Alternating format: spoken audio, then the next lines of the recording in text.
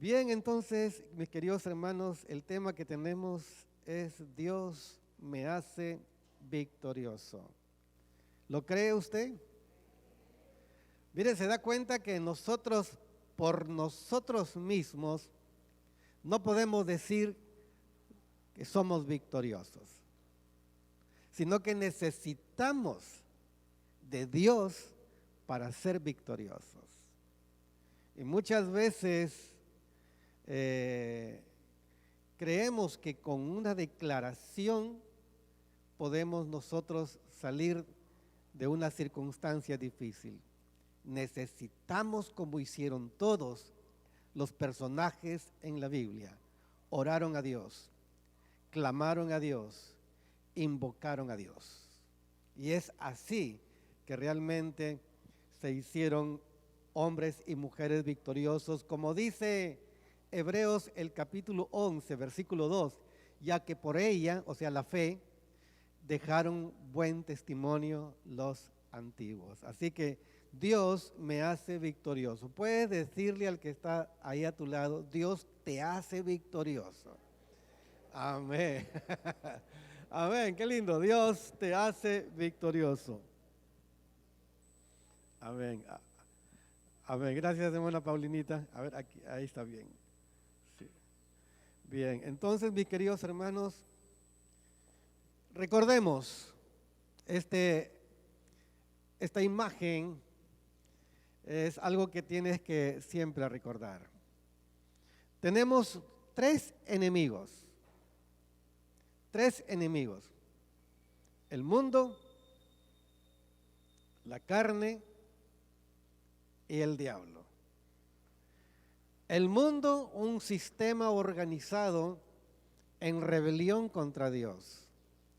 La carne es nuestras bajas pasiones, nuestra debilidad humana, lo llama aquí el apóstol Pablo la carne, esas bajas pasiones. Y el diablo, su mismo nombre significa enemigo, y es enemigo de Dios. Pero ¿cómo vamos a responder a estos ataques? Al mundo, ¿cuál es la manera de cómo ganarle al mundo? No os conforméis a este mundo. Amén. O sea, que no lo que el mundo te sugiere es algo que tú tienes que adoptar. El Señor le decía al profeta Jeremías que ellos se conviertan a ti y no tú a ellos. Es lo que dice el Señor a través del profeta Jeremías. El mundo es un enemigo externo, pero tenemos una batalla interna. Santiago cuando dice, ¿de dónde vienen esos pleitos y esos celos y esas envidias? ¿Acaso no es de nuestro interior? Entonces, un enemigo interno donde nosotros no le podemos ganar ni reprendiéndolo ni machacándolo. Es andad en el Espíritu. De ahí que es nuestra responsabilidad como creyentes, como cristianos, andar en el Espíritu de Dios. ¿Y cómo puedo andar en el Espíritu de Dios? Entonces necesitamos disciplinas espirituales. ¿Y cuáles son esas disciplinas espirituales?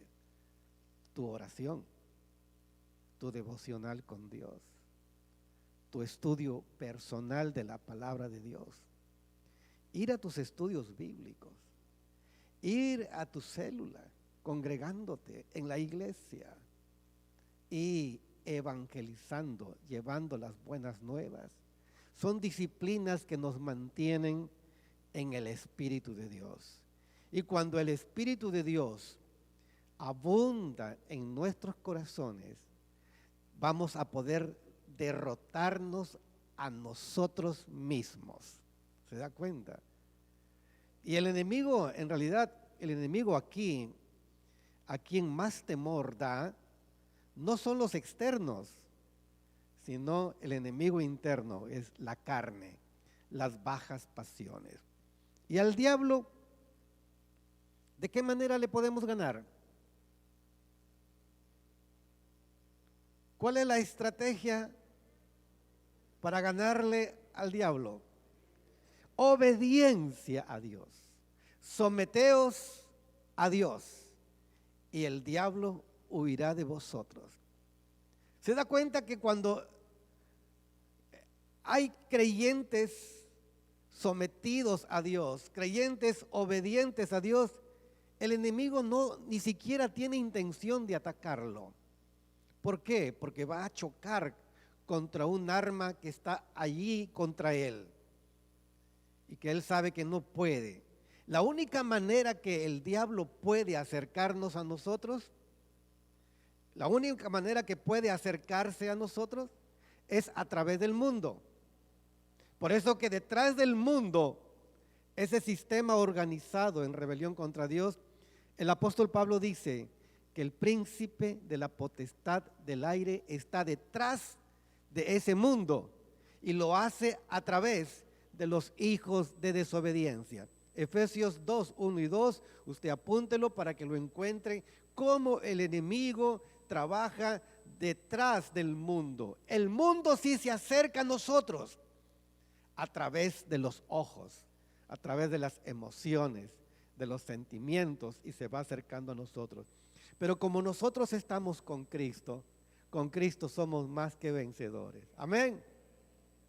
¿Cuál es la agenda que tenemos para el día de hoy? ¿Puede ver ahí? Tenemos 3 puntos en nuestra agenda de hoy. Hay una primera pregunta. ¿Quién es mayor que Satanás? ¿Cuál es la respuesta? Dios. ¿Quién vive en el creyente? El Espíritu de Dios. ¿Quién nos da la victoria? Dios. Esas 3 cosas vamos a trabajar en esta mañana. Veamos entonces la primera. La pregunta que ya planteamos. ¿Quién es mayor que Satanás? Entonces vamos a mirar en Primera de Juan, capítulo 4, versículo 4. Si has traído tu Biblia, mira tu Biblia, aunque yo lo tengo aquí, ahí está en la pantalla, pero es bonito que lo veas en tu Biblia, ahí Primera de Juan 4:4, y puedas subrayarlo, o puedas ahí poner una notita a un costadito, o trae tu lápiz, tu lapicero, y anota ahí en un papel, y entonces, o si no, lo vuelve usted a ver en la grabación. ¿Cómo dice Primera de Juan 4, versículo 4? Hijitos, vosotros sois de Dios. Mire cómo comienza, me encanta, por eso que lo tengo ahí subrayado, resaltado lo tengo ahí. Hijitos, vosotros sois de Dios. ¿Y qué más dice? Y los habéis vencido. Wow. ¿Qué somos nosotros? Somos de Dios. Si usted lee ahí Juan 1:12, dice que más a todos los que creyeron, a los que le recibieron, han sido declarados con el poder de ser hechos hijos de Dios. ¿Qué es usted? Usted es una hija de Dios. Usted es un hijo de Dios. Usted no tiene que dudar. Nadie le puede quitar ese derecho. Nadie. Porque ese derecho lo otorga ¿quién? Dios.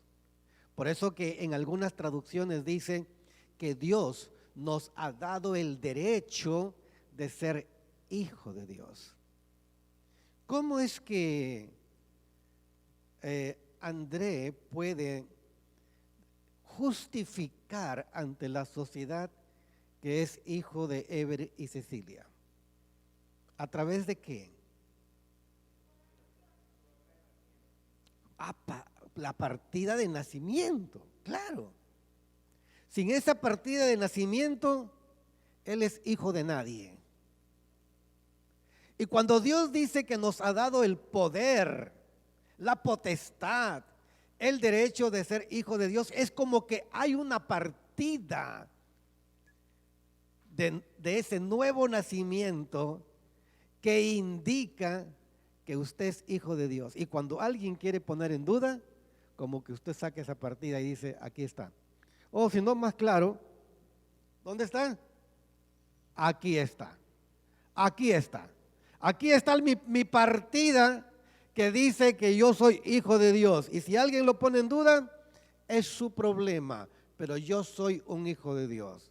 Usted es una hija de Dios. Amén.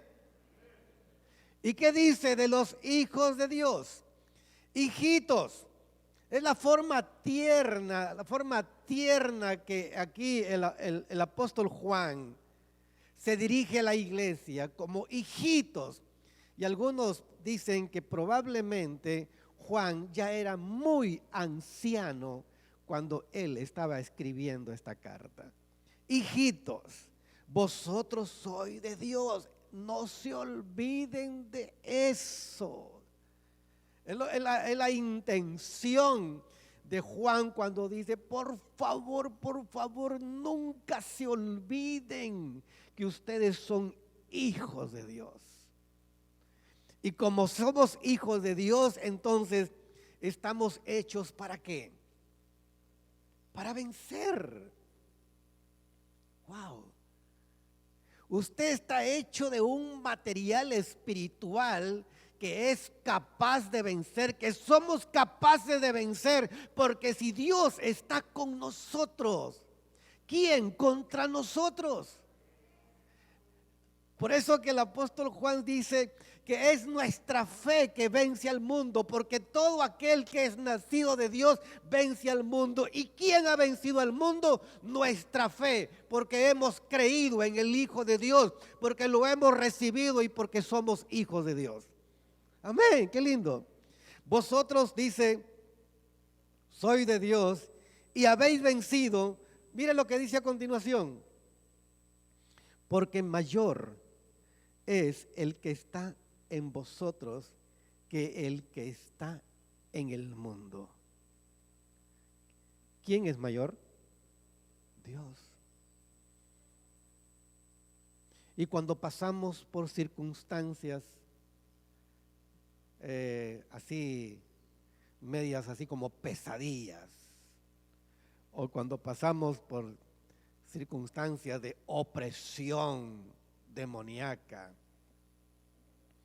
o cuando estamos en situaciones donde dice el enemigo se está manifestando. Yo he visto muchos cristianos que en ese momento se levantan y se van y tienen miedo. ¿Qué pasó?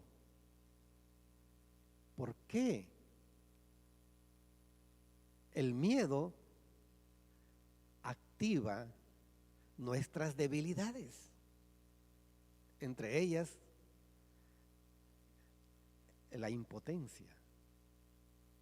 Y por eso, mis queridos hermanos, nosotros debemos estar conscientes que en cualquier situación que nos encontremos, que mayor es el que está con nosotros. Amén. Cuando te encuentres frente a una situación así, recuerda, mayor es el que está conmigo. Entonces, yo no debo tener miedo. ¿Por qué? Porque como dice aquí, habéis vencido. Amén, hermanos. Leemos otra vez, hijitos, vosotros sois de Dios y los habéis vencido, porque mayor, recuerda esto, porque mayor es el que está en vosotros que el que está en el mundo. Mire aquí, de un solo golpe, está derrumbando a esos dos enemigos, al mundo y al que está en el mundo, que es Satanás, el príncipe de la potestad del aire, como dice Pablo, que es el que guía a este mundo en contra de los cristianos. Así que, mis hermanos, entonces ya sabemos quién es mayor que Satanás. Dios. Amén. Aquí tenemos entonces otra pregunta. ¿Quién vive en el creyente? Según 1 Corintios 3:16, vamos a leer: ¿acaso no sabéis que sois templo de Dios y que el Espíritu de Dios está en vosotros? ¿Quién vive en ti? Es el Espíritu de Dios.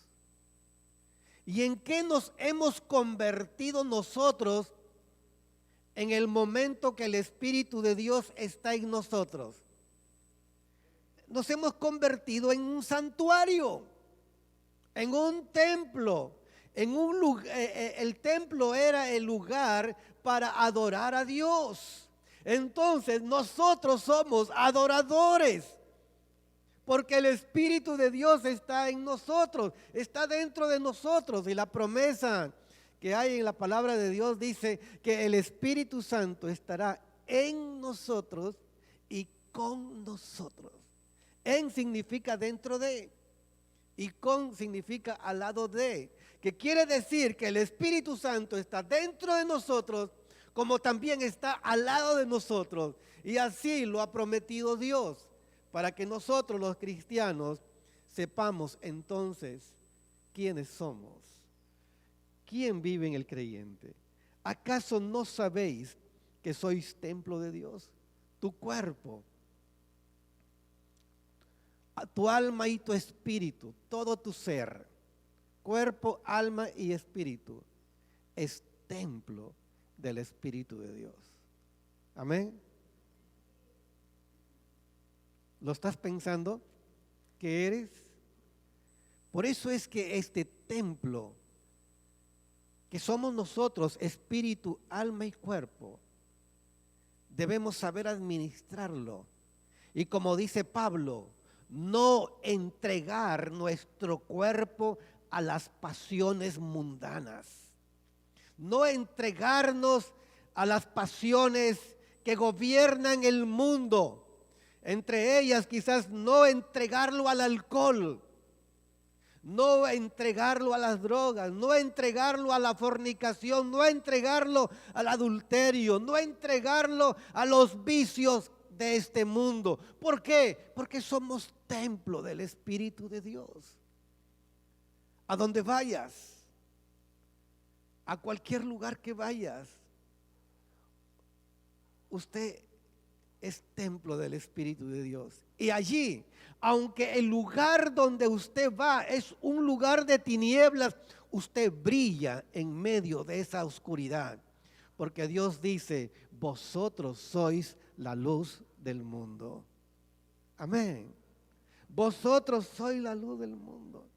Entonces, hermanos, cuando nosotros hablamos de la mayordomía de todo nuestro ser, entonces, ¿cómo estamos cuidando nuestro ser?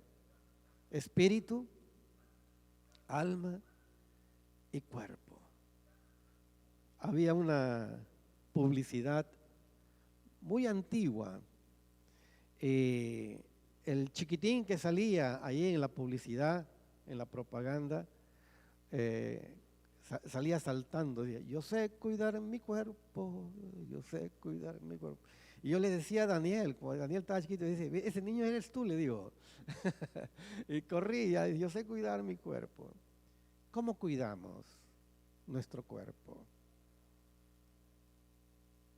¿Qué metemos en este cuerpo? ¿Se da cuenta? Tu cuerpo es apartado para Dios. Todo tu ser es apartado para Dios. Entonces, debemos cuidarlo. Debemos administrarlo correctamente. Por eso que por ahí aparecen los consejos para saber cómo cuidar nuestro cuerpo, cuidar tu espíritu, cuidar tu alma, cuidar tu cuerpo. Amén. Bueno, y cuando hablamos de cuerpo, todos no tenemos el mismo cuerpo, ¿no? Algunos somos propensos a engordar, ¿no? Y otros, aunque coman, no engordan, ¿no? De eso no se trata. Se trata de cuidarlo en el sentido de que lo estamos alimentando. Y hay muchas cosas que el mundo ofrece para que tu cuerpo sea destruido, como por ejemplo el alcohol. No debe entrar alcohol a tu cuerpo. La droga, no debe entrar alcohol a tu droga, a tu cuerpo. No debe entrar droga ni alcohol. Una vez un hermano me dice, pastor, ¿y yo puedo fumar? Yo le digo, pero eso depende. Me dice, pastor, en la Biblia no dice prohibido fumar. Sí, está bien. Pero si tú te pones a fumar, me estás enfermando a mí. ¿Y qué significa eso? ¿Que está bueno? Cualquiera que fuma, más daño le hace al que está cerca que al que está fumando. Y yo pregunto, ¿y eso está bueno? Entonces, ¿necesitamos que en la Biblia diga prohibido fumar? Entonces, no fume pues. Usted se está haciendo daño con eso. Y cuando hay niños, alrededor de esos niños van a enfermarse, también le hacen daño. Entonces, está de sobra para que entendamos que tabaco a nuestros pulmones no vale. Amén. ¿Acaso no sabéis que sois templo de Dios y que el Espíritu de Dios está en vosotros? Vamos a ver entonces aquí otra versión. Mire lo que dice esta versión. ¿No se dan cuenta de que ustedes juntos son el templo de Dios y que el Espíritu de Dios vive en ustedes? El Espíritu de Dios vive en ustedes. Eso lo dice la Nueva Traducción Viviente. Vamos a ver entonces la tercera pregunta. ¿Qué dice la tercera pregunta?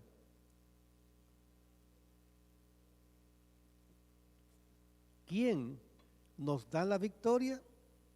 ¿Y qué nos dice 1 Corintios 15, 57? Pero gracias, ¿qué dice ahí?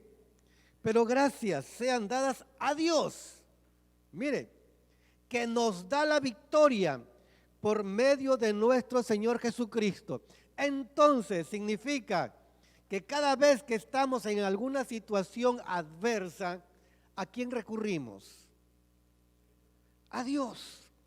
Pero dice, pero gracias sean dadas a Dios, que nos da la victoria por medio de nuestro Señor Jesucristo. Y esto me hace recordar al rey David. ¿Saben ustedes que Saúl lo buscaba al rey David para matarlo? Le tenía bronca a David. Y bueno, Saúl había armado un ejército y estaba persiguiendo a David.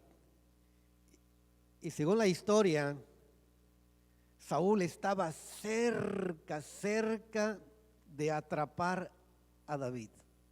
Mire, de película, ¿no?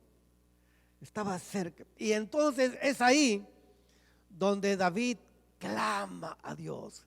David invocó a Dios. David rogó a Dios. David se postró ante Dios porque vio que ya hay un ejército que está cerca de él y que si lo logra capturar, el final de David es la muerte.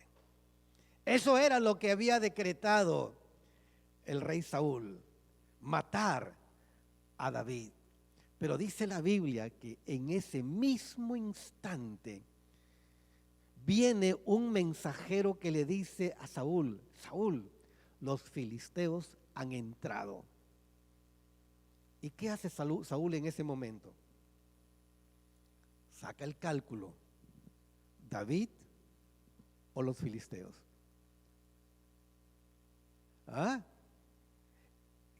¿Y qué hizo Saúl?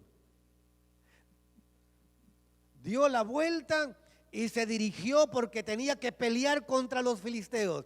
La pregunta es: ¿quién movió a esos filisteos